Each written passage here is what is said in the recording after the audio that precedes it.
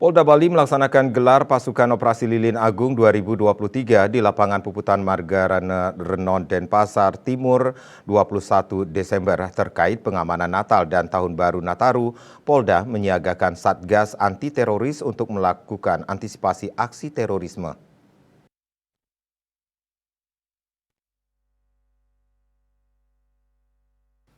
Gelar pasukan tersebut dipimpin pejabat Gubernur Bali Sang Made Mahendra Jaya dan Kapolda Bali Irjen Pol Ide Bagus Kade Putra Narendra, dihadiri Pangdam 9 Udayana, Majen TNI Harvendi SIP MSC, dan pejabat lainnya.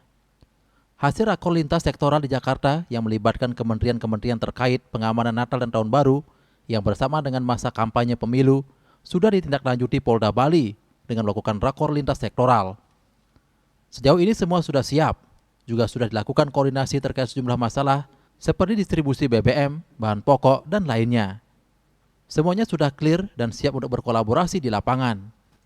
Terkait pelaksanaan operasi ini, menurut Irjen Putra, pihaknya bekerjasama dengan personel TNI dan instansi terkait lainnya dengan jumlah yang terlibat sekitar 2.700 orang.